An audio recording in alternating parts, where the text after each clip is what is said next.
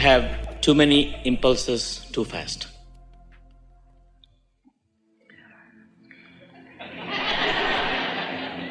Well, let's think about that, because you wouldn't say that if there were no resistance. It's like, imagine being in an airplane high in the sky. You're 30,000 feet up there. You're going 500 or 600 miles an hour. You look out the window. It looks peaceful enough. But if you put that aircraft on the ground at that speed, with the resistance and the friction of the ground, the runway on the wheels, you'd feel the speed. And so it's the same sort of thing. If you are tuned in and you've gotten ready to get ready so that you really are up to speed with this free-flowing energy, and there's not resistance in your vibration about it, then you wouldn't feel the overwhelmment of too many impulses. Okay, I'll tell you why that has happened. On the right field, this is who I am. My alignment in this lifetime is I'm a great experimenter. I want to experiment with multiple things, but somehow it doesn't fit for the mundane living. I'm akin what people call ADHD. On the contrary, I'm what the world sees as a high achiever.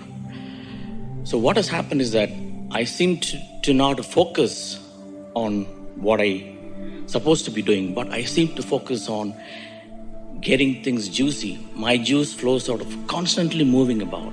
I'm just like this wind.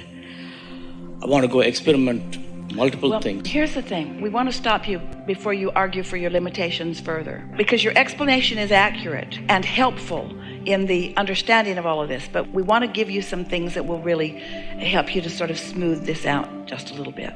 So, do you acknowledge that you can tap in to this source energy? Do you acknowledge that you can and often do tap in to this source energy? Absolutely.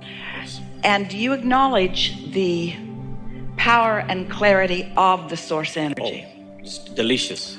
And do you acknowledge that on some subjects, as you tap into that source energy, it flows more easily than on others? Yes. Therefore, do you acknowledge that on some subjects you hold more resistant that the source energy is finding than on others?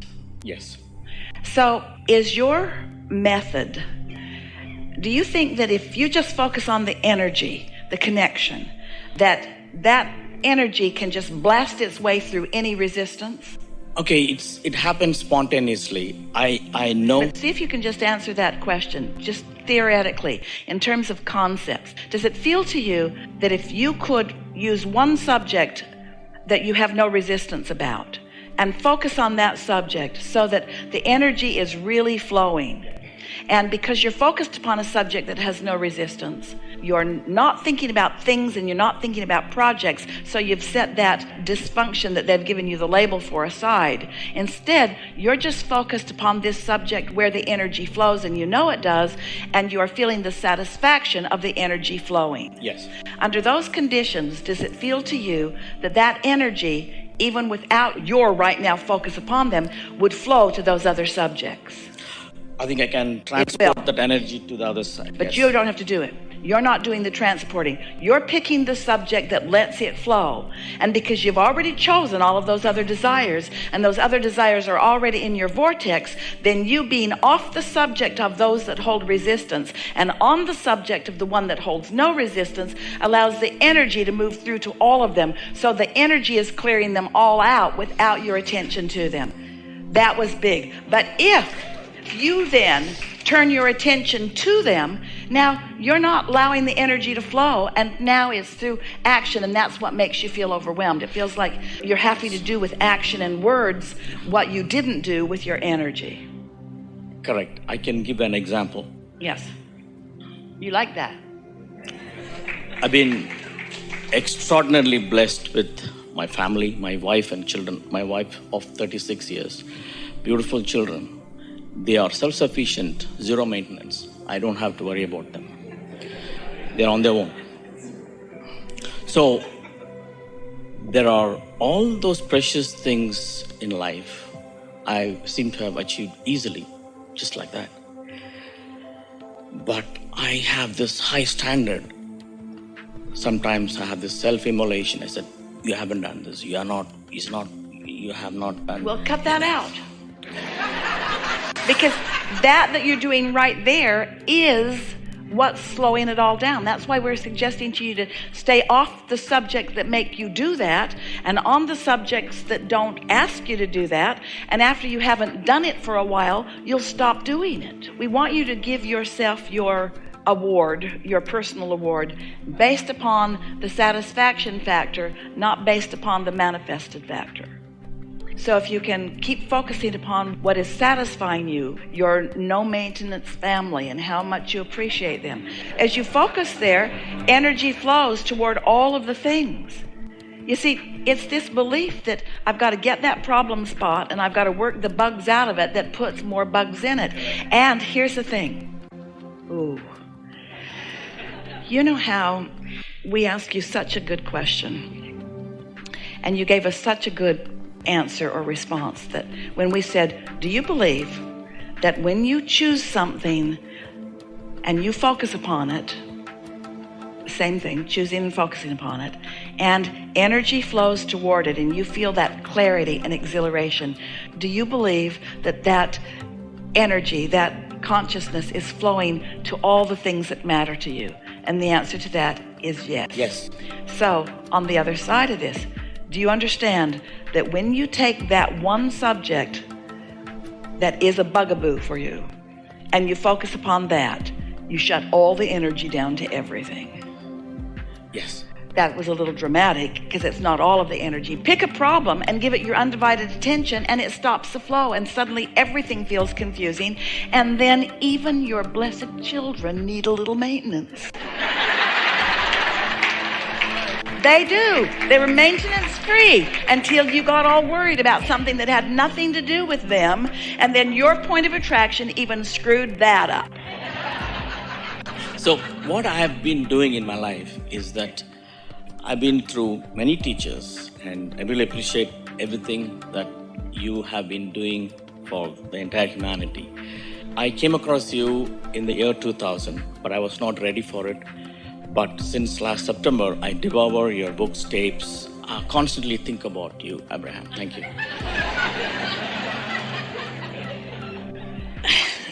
We're no maintenance. Yeah. And why even this request or this expectation to be in the hot seat is that I had a different question. And then I raised my hand, you didn't pick me up. And then two people came and then my question changed. Because that's exactly what I wanted to ask you. You mentioned that your rendezvous in the airport, quickly changing 5 different seats, only to end up right next to a gentleman who had a similar thing that you two had to meet. So for me, I've been like that. Like I keep going, I seem to be getting opportunities when people don't get. Even if I screw up, things become okay, all that.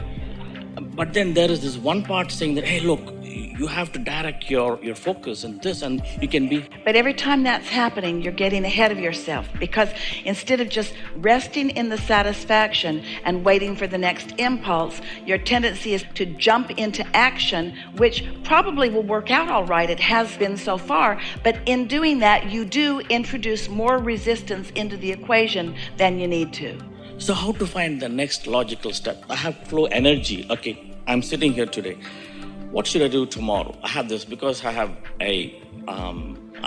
nothing until the impulse comes. Impulse. Okay, nothing until the impulse comes. Okay. A lot of you might say, well, that's good, but I'm not sure if my impulse to go to work is ever going to come. And so maybe it's better that I motivate myself through things like worrying about starvation and...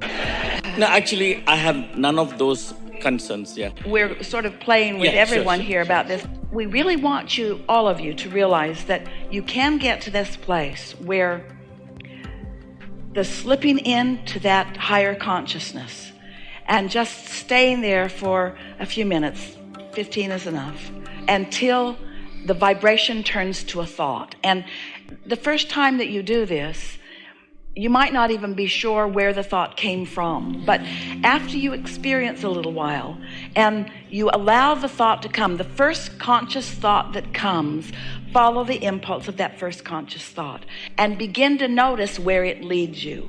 And you can get to the place where a conscious thought will come, and then another, and then another, and then another, and then another, so that the very words that are coming out of your mouth are guided from that broader perspective too. Sometimes this worries you a little bit because we teach you that you are the creator of your own experience. So Abraham, if I'm just hanging around in la land and waiting for an impulse to come to me, then am I like a puppet on a string and my inner being is calling all the shots? And we say, yes. We say, yes, but you are the one who told your inner beings what shots you wanted to be called. Step one is when you made all of those requests. In other words, you said, I would like life to be more this way and more this way and more this way and more this way and more this way.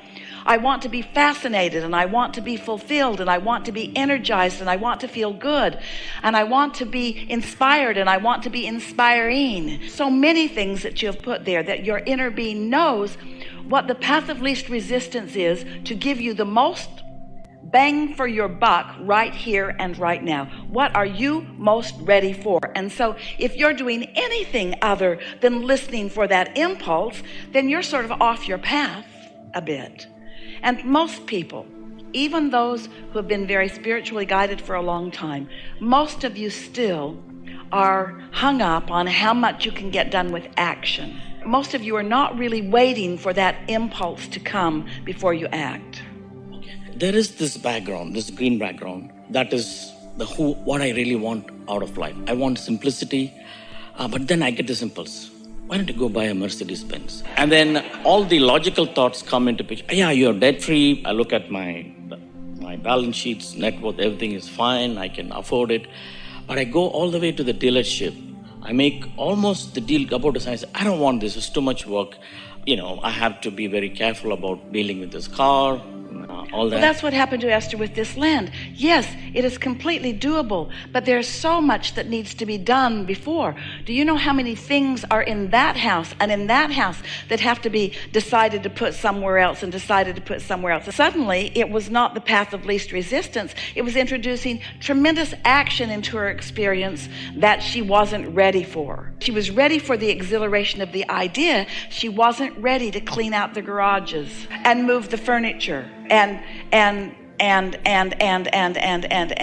Here comes the distinction. Two kinds of impulses. One impulse was, Esther was in San Diego airport, and then her impulse was to quickly move through seats, and she had a delicious experience. Here, I have this impulse of wanting to buy a car, but that impulse is not good. It didn't feel good in the end. Just like you went to see a house on the beach, and then you moved from your right field to the left field, which you didn't relish in the end. So how to figure out what impulse to follow? Because both seem to be the same to start with. It's not what impulse to follow. It's getting a bead on the satisfaction factor that will lead you to the impulse. If you realize that it's not the Mercedes that you're looking for, it's feeling good. Feeling good, yes. And the Mercedes might lead you to feeling good, but how much more satisfaction is that luxury car than the luxury car you're already driving?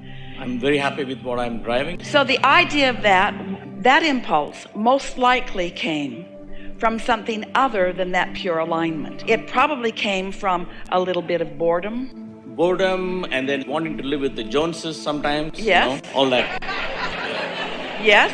So I don't want to be doing that. Or maybe there's something that's a little less satisfying with it now than there once was. But after you play with this a little while, you'll really be able to discern an impulse that comes from that meditative alignment we call inspiration. The impulse that comes from a little bit of dissatisfaction or boredom or other things like it, we would call motivation. If you're following inspiration, then there's little resistance and it just becomes more and more. But if you keep motivating yourself, and that's sort of that keeping up with, that's that comparing to other things, that's a little bit different. So we want to say again, none of this is going to make sense to you until you've meditated for a week or two or three and you've felt the magic of the impulse that